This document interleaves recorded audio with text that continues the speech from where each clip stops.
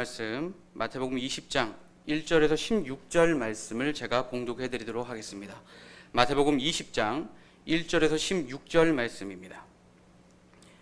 정국은 마치 품꾼을 얻어 포도원에 들여보내려고 이른 아침에 나간 집 주인과 같으니 저가 하루 한 데나리온씩 품꾼들과 약속하여 포도원에 들여보내고 또 제3시에 나가보니 장터에 놀고 섰는 사람들이 또 있는지라 저희에게 이르되 너희도 포도원에 들어가라 내가 너희에게 상당하게 주리라 하니 저희가 가고 제6시와 제9시에 또 나가 그와 같이 하고 제11시에도 나가보니 섰는 사람들이 또 있는지라 가로되 너희는 어찌하여 종일토록 놀고 여기 섰느뇨 가로되 우리를 품꾼으로 쓰는 이가 없음이니이다 가로되 너희도 포도원에 들어가라 하니라 저물매 포도원 주인이 청지기에게 이르되 품꾼들을 불러 나중 온 자로부터 시작하여 먼저 온 자까지 삭슬 주라 하니 제11시에 온 자들이 와서 한 데나리온씩을 받거늘 먼저 온 자들이 와서 더 받을 줄 알았더니 저희도 한 데나리온씩 받은지라 받은 후 집주인을 원망하여 가로되 나중에 온 이 사람들은 1시간만 일하였거늘 저희를 종일 수고와 더위를 견딘 우리와 같게 하였나이다. 주인이 그 중에 한 사람에게 대답하여 가로되 친구여 내가 네게 잘못한 것이 없노라 내가 나와 한 데나리온의 약속을 하지 아니하였느냐 내 것이나 가지고 가라 나중에 온 이 사람에게 너와 같이 주는 것이 내 뜻이니라 내 것을 가지고 내 뜻대로 할 것이 아니냐 내가 선함으로 내가 악하게 보느냐 이와 같이 나중된 자로서 먼저 되고 먼저 된 자로서 나중되리라. 아멘. 오늘 본문 말씀 마태복음 20장 1절에서 16절 말씀을 통하여서 품꾼 구하는 포도원 주인의 천국 비유라는 제목으로 말씀을 증거하도록 하겠습니다. 예수님께서 천국을 비유해서 천국은 마치 이런 곳이야 천국에 대해서 이처럼 설명한 내용들이 성경에는 기록되어 있습니다. 그러한 내용들 가운데에서 오늘 우리가 상고해 봐야 되는 이 말씀을 통하여 오늘날 많은 기독교인들이 저마다 다 천국에 들어가고자 모든 신앙의 목적이 그러할진데 천국에 들어가기 위해서 우리는 어떠한 마음가짐과 또한 우리가 천국을 들어가기 위해서 어떠한 것을 경계해야 되고 또 조심해야 되는지 오늘 이 시간 확실히 깨우침 받음으로 말미암아 천국에 넉넉하게 들어가시는 저와 여러분 되시기를 간절히 원합니다. 자, 예수님은 하나님의 아들이시기 때문에 천국은 마치 이런 것이야 라고 말씀하실 수 있으시겠죠. 예수님이기 때문에 가능하신 줄 믿습니다. 그런데 오늘날 이 천국에 대해서 어떻게 알고 있나요? 오늘날 이미 천국은 존재하고 있고 또한 지옥이 존재하고 있어서 예수님을 믿고 죽으면 천국, 그렇지 않으면 지옥 간다. 그렇게 알고 있는 것이 또 그렇게 믿고 있는 것이 오늘날 기독교의 현실이라고 이야기할 수 있겠습니다. 그러나 성경에는 우리가 기록되어 있는 성경에는 어떻게 기록되어 있는지를 우리가 확인해 볼 필요가 있겠습니다.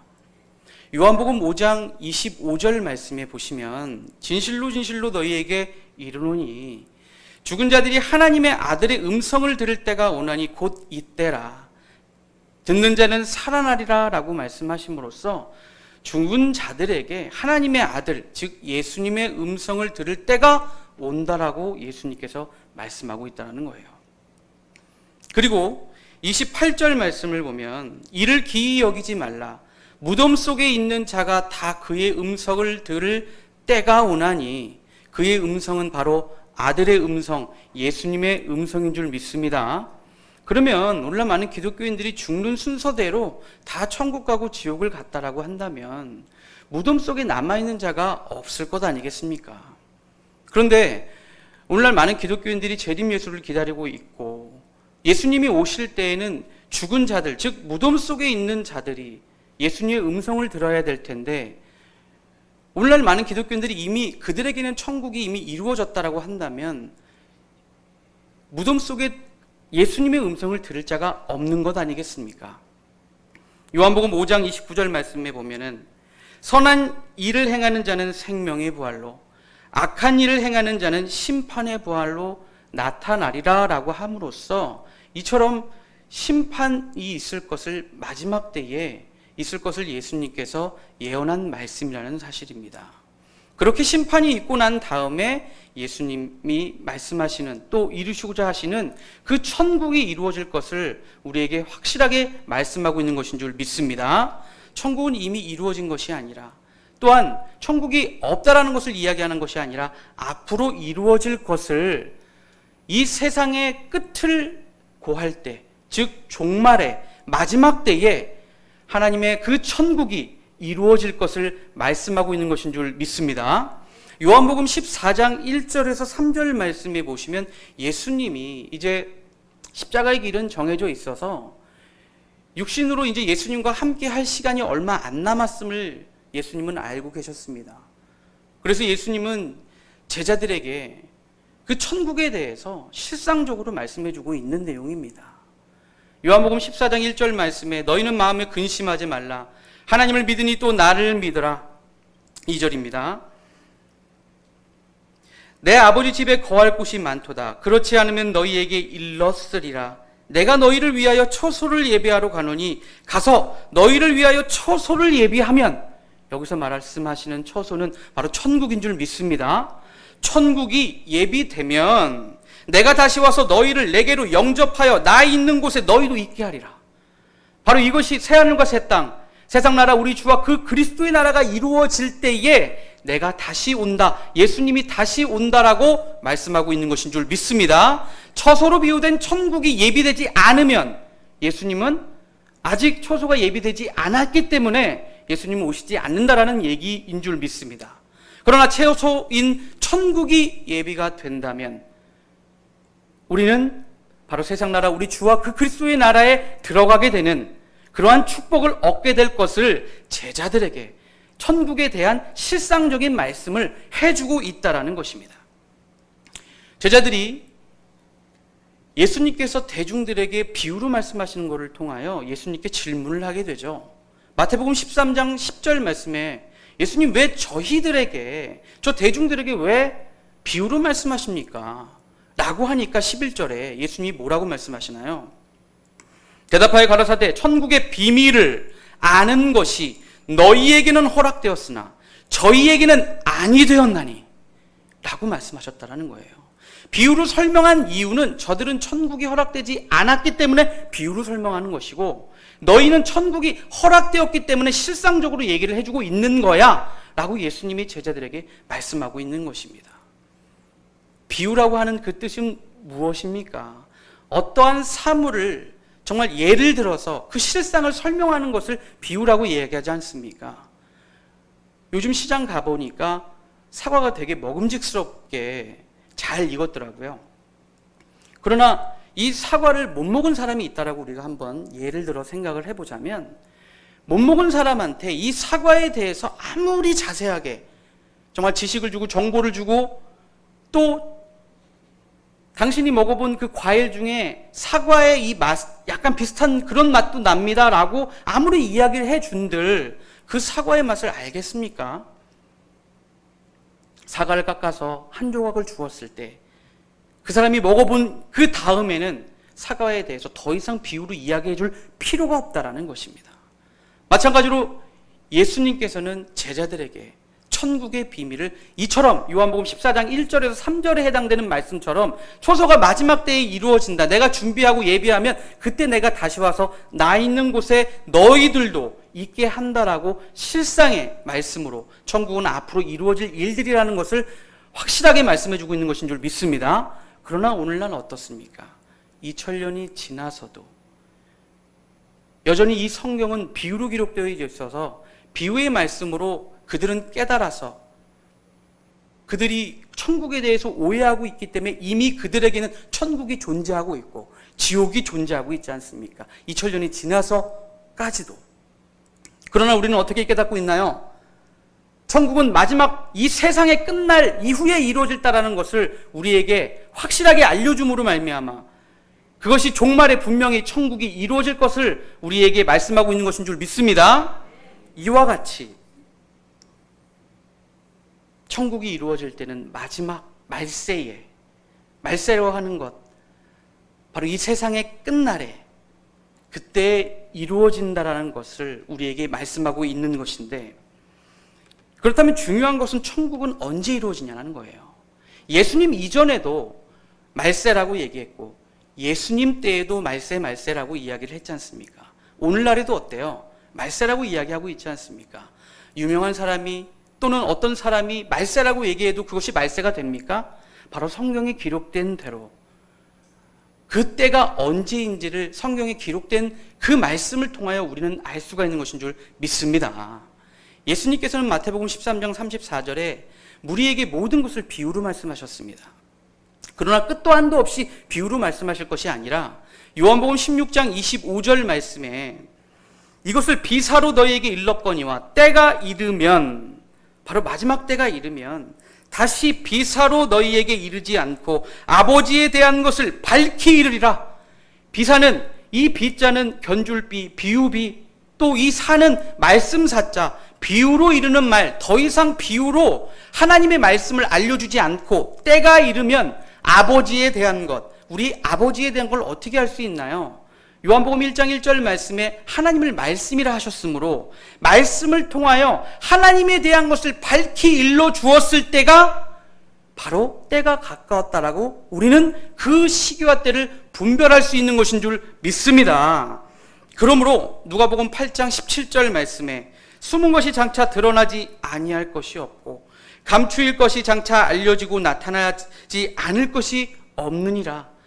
바로 이러할 때야말로 마지막 때가 이루어지는 긴박한 때라는 것을 알 수가 있고, 이러한 사실을 암모스 3장 7절 말씀을 통하여 주 여호와께서는 자기의 비밀을 그 종 선지자에게 보이지 아니하시고는 결코 행하심이 없으리라고 말씀하시므로, 바로 이러한 역사를 통해서 우리는 아버지에 대한 말씀을 자세하게 깨우침 받을 수 있는 것인 줄 믿습니다. 그러므로 우리가 하나님에 대한, 하나님의 말씀에 대해서 자세히 깨우침 받을 수 있는 바로 이때야말로 하나님의 모든 계획이 성취될 마지막 때라는 것을 우리는 알 수가 있는 것입니다. 그러므로 오늘 본문 말씀에도 천국은 마치라고 하는 것은 아침부터 시작해서 저녁에, 그 저녁의 그 끝으로 하여 그 저녁에 날이 저물면 천국이 이루어질 것인데, 마지막 때를 살아가고 있는 우리에게 천국은 마치 이런 거라고 하는 예수님의 이 말씀은 우리에게 너무나도 소중한 말씀이 되어야 한다는 거예요. 이 말씀을 통하여서 우리는 당연히 천국을 가야 된다, 또 간다라는 확신이 있지만, 또 여러분들은 이 말씀에 대해서 너무나도 잘 알고 계십니다. 그러나 우리가 이 말씀을 다시 한번 상고해야 되는 이유는 우리가 천국을 달려가는 데에 있어서 결핍된 것은 무엇이 있나, 또는 부족한 것이 무엇이 있나 다시금 상고하라는 그 뜻에서 우리에게 말씀해주고 있는 사실을 깨우침 받기를 원합니다. 오늘 본문 말씀을 보시면 본문 말씀 1절에 천국은 마치 품꾼을 얻어 포도원에 들여보내려고 이른 아침에 나간 집주인과 같으니 라고 함으로써 여기서 말하는 이 포도원은 하나님, 주인으로 비유된 하나님이 계시는 곳이요, 하나님이 계시는 장소라는 것을 우리가 알 수가 있고, 또 요한복음 15장 1절 말씀에 내가 참 포도나무라고 하셨던 것처럼 예수님이, 또 이사야서 5장 7절 말씀에 대저 만군의 여호와의 포도원은 이스라엘의 족속이요 라고 말씀하고 있다는 거예요. 그러면 포도원은 이스라엘 족속이라고 하는 것은 저 중동의 이스라엘을 가리켜서 말하는 것이 아니라 포도원은 영적인 이스라엘이요, 실상으로는 하나님께서 계시는, 주인으로 비유된 하나님께서 계시는 하나님의 성전, 하나님의 교회에 농부를 구하러 가는 목적은 무엇입니까? 품꾼을 구하러 가시는 목적은 무엇입니까? 그것은 참 포도나무 열매를 위해서, 사명자를 구하기 위해서 주인으로 비유된 하나님께서 그 품꾼을 구하러 나간 그 내용을 가지고 천국을 설명하고 있다는 사실을 깨우침 받기를 원합니다. 자, 오늘 본문 말씀을 보시면 20장 1절입니다. 천국은 마치 품꾼을 얻어 포도원에 들여보내려고 이른 아침에 나간 집주인과 같으니 저가 하루 한 데나리온씩 품꾼들과 약속하여 포도원에 들여보내고, 가장 맨 먼저 포도원에 들어간 자들이 있다는 것을 알 수가 있어요. 일하는 그 농부들이 일하는 시간이 오전 6시부터 저녁 6시까지의 기준으로 하였을 때에 일찍 가장 먼저 들어간 자들이라는 것을 알 수가 있습니다. 또 3절입니다. 또 제3시에 제1시를 오전 6시로 우리가 계산을 한다면 제3시는 오전 9시라는 것을 우리가 계산하면 되겠습니다. 제3시, 즉 오전 9시에 나가보니 장터에 놀고 섰는 사람들이 또 있는지라라고 하는 거 보니까 가장 먼저 들어간, 포도원에 가장 먼저 들어간 자들이 있고, 두 번째로 오전 9시에 포도원에 들어간 자들이 있다는 것을 알 수가 있죠. 또 여기서 한 데나리온은 당시 노동자 하루의 품삯에 해당되는 그 가치였습니다. 자, 3절 보시겠습니다. 자, 제3시에 나가보니 장터에 놀고 섰는 사람들이 또 있는지라. 4절입니다. 저희에게 이르되 너희도 포도원에 들어가라. 내가 너희에게 상당하게 주리라 하니 저희가 가고, 제6시와 제9시에, 자, 제1시를 오전 6시로 우리가 생각을 했을 때 제6시는 정오 12시, 또 제9시는 오후 3시입니다. 그렇게 해서 또 나아가 그와 같이 하고, 6절에 제11시라고 하는 걸 보니까 바로 오후 5시에도 포도원에 들어가는 자들이 있었다라는 거예요. 7절입니다. 가로되 너희는 어찌하여 종일토록 놀고 여기 섰느뇨. 가로되 놀고 있었던 것이 아닙니다. 자, 그 내용을 보시면 가로되 우리를 품꾼으로 쓰는 이가 없음이니이다. 가로되 너희도 포도원에 들어가라. 아니, 고용주 입장에서 우리가 세상에서도 생각을 해보면 5시에, 이제 6시면 이제 일이 끝나는데 날이 저무니까 오후 5시에도 포도원에 들여보냈다라고 했거든요. 일할 수 있는 시간은 얼마밖에 없어요? 1시간밖에 없는 거예요. 그런데 주인으로 비유된 하나님은 그와 같은 긍휼함으로 그 5시에도 일하는 자들, 품꾼들을 들여보내 주었다라는 것입니다. 그러면 이 자들은 이미 우리는 오늘 하루 벌어서 하루 먹는, 또 가장으로서 가족들을 부양해서 먹여 살려야 되는 그러한 입장에서 정말 오늘 5시까지 일을 못 구한 사람들 같은 경우에는 포기한 마음으로 그래도 어떻게 하면은 일을 할 수 있지 않을까, 그렇게 서성이지 않았겠습니까? 그러나 주인으로 비유된 하나님께서 그 모습을 보시고 포도원에 들어가서 일을 하라 라고 하였으니, 그 일하는 정말 그 품꾼들 입장에서는 고작 우리가 들어가서 1시간밖에 일을 안 하는데 너무나 미안한 마음이고 또 너무나 감사하고 정말 그 은혜를 입었다라는 그 마음으로, 어떠한 마음으로 일을 하겠냐라는 거예요. 사력을 다해서 일을 하겠죠. 사력을 다해서 일을 한다는 건 죽을 힘을 다한다는 겁니다. 왜? 우리에게 남은 시간은 1시간밖에 없기 때문에. 그런데 이것은 무엇을 설명하는 것이죠? 천국을 설명하고 있다는 거예요. 1시간 있으면 이제 심판이 있고 난 다음에 그 다음날 해가 떴을 때에 천국이 이루어지는 거예요. 그러면 자기에게 남은 시간은 1시간밖에 없고, 포도원에 들어가서 자기 뜻대로 일을 합니까? 아니죠. 주인의 뜻대로 일을 해야 됩니다. 주인의 뜻대로 일을 하려면 주인의 뜻이 무엇인지를 알아야 되겠죠. 주인으로 비유된 하나님의 말씀의 뜻을 알기 위해서, 그 뜻을 정말 깨닫기 위해서 얼마나 그 시간을 고군분투하면서 포도원을 위해서 하나님이 원하는 그 뜻대로 일을 하겠냐라는 거예요. 그러니까 정신이 없죠. 그러므로 이들은 그냥 무조건 순종할 수밖에 없는 거고, 앞만 보고 천국을 향해서 달려갈 수밖에 없다라는 겁니다. 왜? 이들에게 주어진 시간은 얼마 없기 때문에. 자, 8절입니다. 마태복음 20장 8절. 저물매 포도원 주인이 청지기에게 이르되 품꾼들을 불러 나중에 온 자로부터 시작하여 먼저 온 자까지 삭슬 주라 하니. 9절입니다.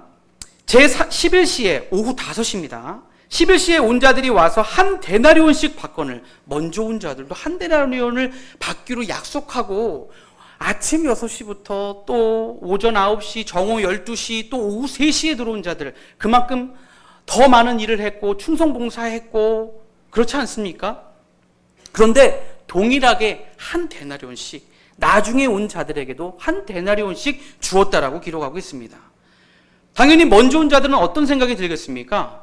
우리가 먼저 땀을 흘렸고 정말 하나님의 그 포도원을 위해서 열심히 일을 했으니까, 또는 열심히 일하지 않은 사람들도 있었겠죠. 그러니까 우리에게 좀 더 품삯을 주시겠다라고 생각하지 않겠습니까? 이거는 우리도 마찬가지로 동일하게 세상 모든 사람들은 그렇게 생각할 수밖에 없는 것입니다. 그래서 오늘 마태복음 본문 10절 말씀에 보면 먼저 온 자들이 와서 더 받을 줄 알았더니, 저도 그건 같은 생각입니다. 저희도 한 데나리온씩 받은지라. 11절에 받은 후 집주인을 원망하여 가로되. 원망할 수밖에 없다라는 겁니다. 왜 얘네들은 왜 원망을 했지? 원망하면 안 되는데 우리가 이렇게 생각할 것이 아니라는 겁니다.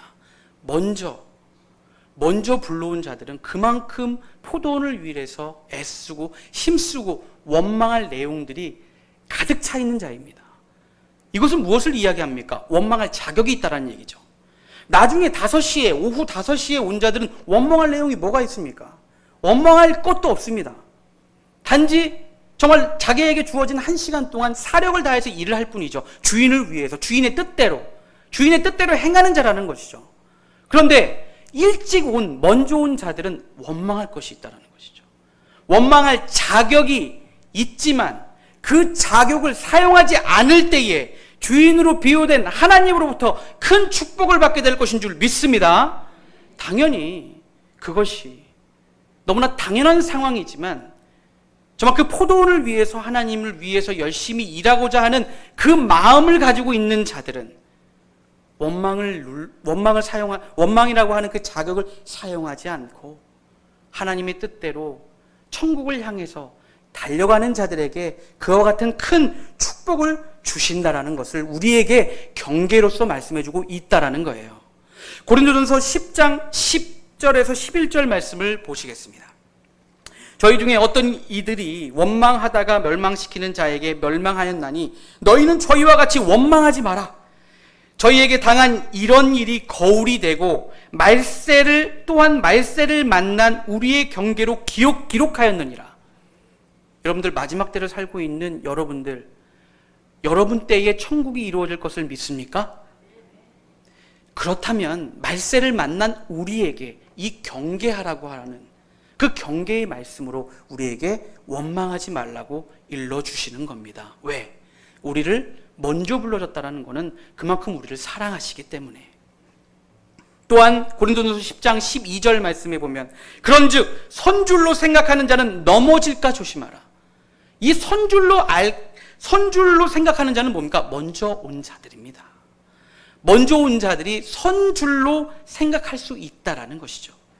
그러나 넘어질까 조심하라라고 이렇게 우리를 위해서 말씀해주고 있다라는 것입니다.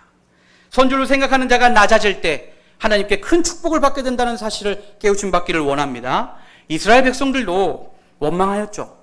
애굽에서 노예 생활을 하면서 너무나 그들의 고통과 그 신음소리를 하나님께서 들으시고 모세를 보내어 그들을 약속하신 가나안 땅에 인도하기 위하여 모세를 보내어 출애굽을 시켰습니다.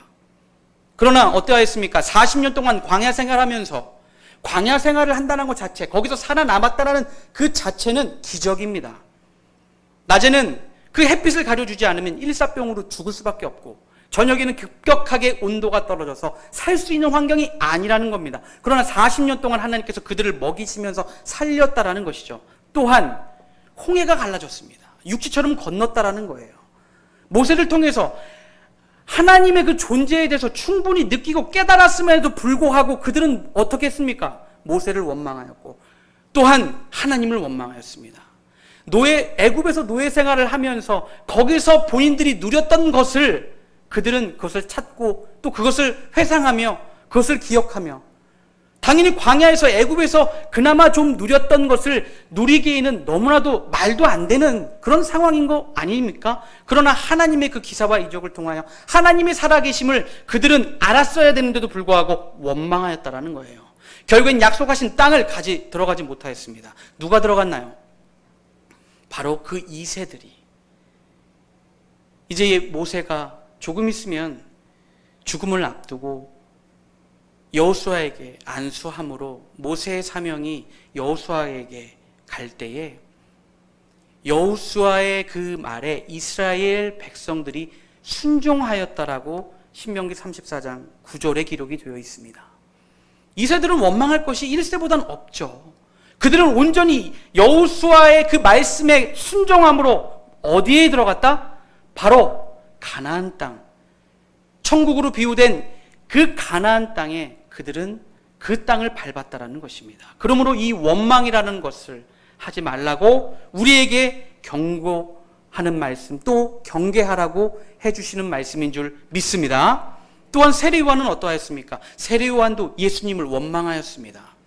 마태복음 3장 16절에서 17절 말씀을 보시면 예수님께서 물로써 세례요한에게 세례를 받을 때 하늘이 열리고 성령이 비둘기같이 내리는 것을 세례요한은 보았습니다.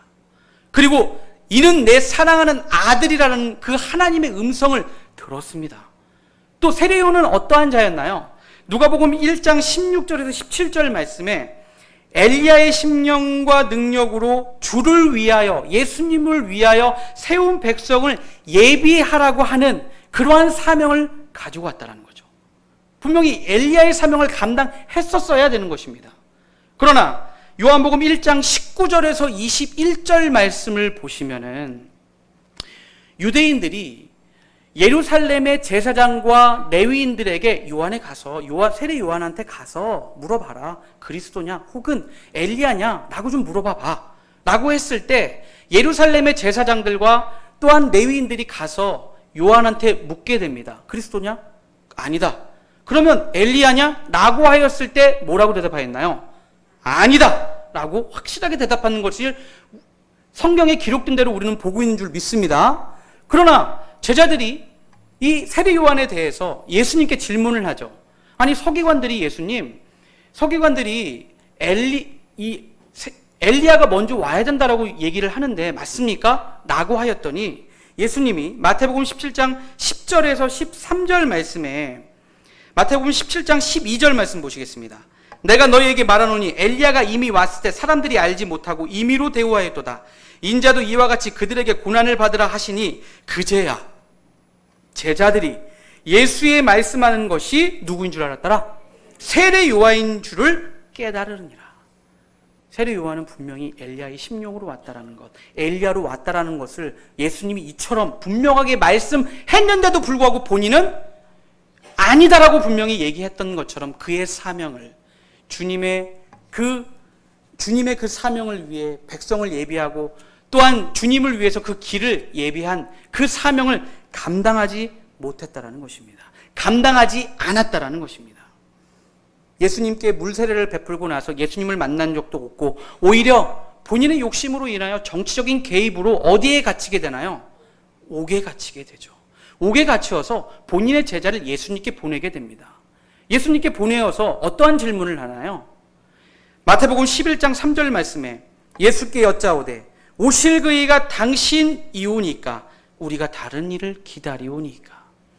분명히 하늘이 열리고 성령이 비둘기같이 임하는 것을 보았고 또 하나님께서 예수님에게 이는 내 사랑하는 아들이라고 하는 하나님의 음성을 들었음에도 불구하고 오실리가 당신이 오니까 다른 일을 기다리오니까 라고 하는 예수님을 깨닫지 못하는 예수님을 전혀 그 존재에 대해서 하나님의 아들이라는 사실의 그 존재에 대해서 깨닫지 못하는 이러한 말씀을 했다라는 것입니다.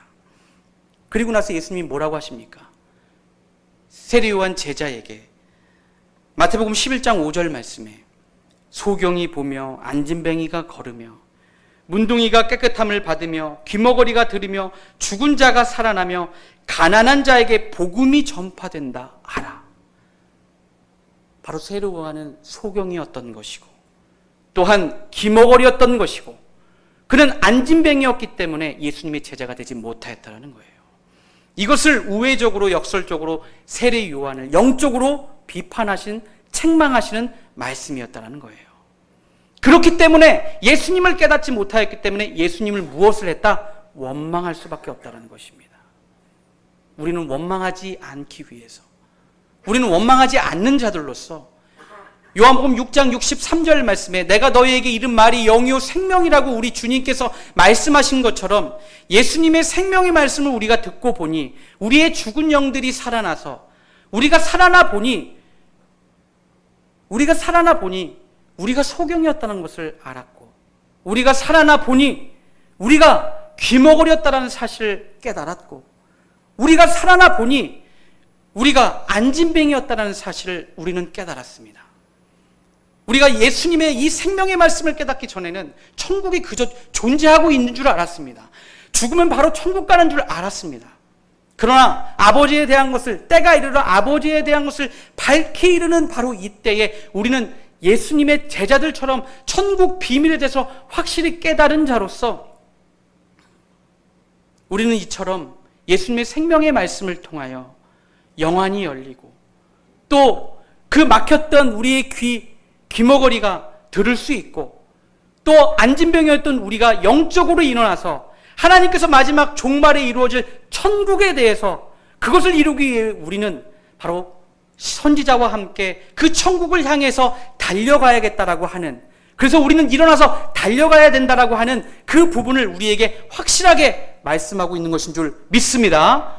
마치 이렇게 깨달은 자들과 하나님을 알아보지 못하고 하나님의 사명, 예수님의 그 존재에 대해서 알지 못하였던 세례 요한은 결국에는 예수님을 깨닫지 못하여 예수님을 원망하게 되었고 마태복음 11장 6절 말씀에 누구든지 나를 인하여 실족하지 아니한 자는 복이 있도다라고 말씀하신 것처럼 세례 요한은 예수님을 통하여 실족하였다라는 것을 알 수가 있는 것인 줄 믿습니다. 또한 마태복음 11장 11절 말씀에 여자가 낳은 자 중에 세례 요한보다 큰 이가 일어남이 없도다. 여자가 낳은 자 중에 가장 큰 자로 나타났지만 그러나 천국에서는 극히 작은 자로도 저보다 크니라. 결국엔 심판에 못 들어갈 것을 우리에게 말씀하고 있는 것인 줄 믿습니다. 그러므로 우리는 정말 원망이라고 하는 것, 원망할 수 있습니다. 우리는 사람이기 때문에 그 감정을, 솟구치는 그 감정에 대해서 정말 원망할 수 있지만 그 원망할 또 자격이 된다 하지만 그 자격을 사용하지 않을 때에 하나님을 뜻을 온전히 깨달은 자로서 하나님께 큰 축복을 받는다는 사실을 깨우침 받기를 원합니다. 자, 오늘 본 말씀 마태복음 20장 13절입니다. 주인이 그 중에 한 사람에게 대답하여 가로되 친구여 내가 내게 잘못한 것이 없노라. 내가 나와 한 데나리온이 약속을 하지 않았느냐. 14절입니다. 내 것이나 가지고 가라. 나중 온 이 사람에게 너와 같이 주는 것이 내 뜻이니라 라고 함으로써 나중에 온 자는 몇 시에 왔습니까? 5시에 왔죠. 아까 우리가 서두에서도 살펴본 것과 같이 정말 그 자들에게는, 나중에 온 자들에는 시간이 얼마밖에 안 남았어요? 1시간밖에 안 남았습니다. 좀 있으면 이제 천국이 이루어지는 그 긴박한 그 상황이라는 거예요. 그러한 상황을 통하여 우리에게 천국이라고 하는 것을 설명해주고 있는 건 아니겠습니까? 그러니 당연히 포도원에서 늦게 온, 나중에 온 자들은 하나님의 뜻대로 행할 수밖에 없는 거예요. 그렇기 때문에 내 뜻 안에 포함되어 있는, 나중에 온 자는 내 뜻 안에 포함되어 있기 때문에 내가 그 자에게 한 데나리온을 주는 것이 내 뜻이다라고 얘기하고 있는 거예요. 마태복음 7장 21절 말씀에 주여 주여 하는 자마다 다 천국에 들어갈 것이 아니라 아버지 하나님의 뜻대로 행하는 자라야만 들어간다고 했지 않습니까? 나중에 온 자라 할지라도 하나님의 뜻에 순종하여 하나님의 뜻대로 행하였기 때문에 이와 같은 자들이 천국에 들어간다라고 우리에게 말씀하고 있는 것인 줄 믿습니다. 15절입니다. 내 것을 가지고 내 뜻대로 할 것이 아니냐. 내가 선함으로 내가 악하게 보느냐. 원망하는 그 원망의 대상자는 남이 잘 되는 걸 배아퍼하는 자입니다. 나는 먼저 왔기 때문에, 나는 그 포도원을 위해서 열심히 일을 했다 할지라도 그것을 원망을 했다라는 것은 나중에 5시에 온 자들에 대해서 배 아파하여 정말 결국에는 그러한 사실을 원망하였다라는 그 부분에 있어서 5시에 와서 일을 하는 자들은 얼마나 하나님의 그 긍휼하심과 그 은혜에 대해서 얼마나 감사하겠습니까? 그 감사한 그 사람들을 보고 내가 이렇게 그 자들을, 나중에 온 자들을 5시에 들여보냈다고 하는 그 부분을 네가 왜 악하게 보냐 이러는 거죠. 아비 입장에서 모든 자식들이 먼저 온 자나 나중 온 자나 똑같은 자식 아닙니까? 나중에 왔다 할지라도 우리를 먼저 불러주신 이유는 뭡니까? 나중에 온 자들을 위해서 우리가 그 포도원을 가꾸고 나중에 온 그 자들을 위해서 잘 오셨습니다.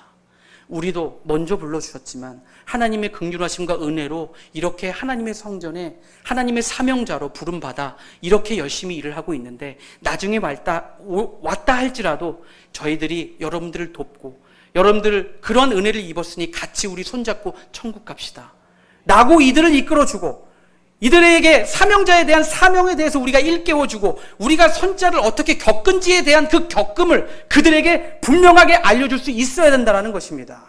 이러한 자들이 진정한 영적인 친구라는 거예요. 그러나 원망한 그 친구는 뭐라고 얘기했습니까? 원망하였죠. 이 친구는 그냥 우리가 세상에서 말하는 그 친구, 맘먹으라는 그 친구를 얘기하는 것이 아닙니다. 어떠한 주인이 행하든 간에 그것을 이해해 줄 수 있고 하나님 맞습니다. 하나님 옳습니다.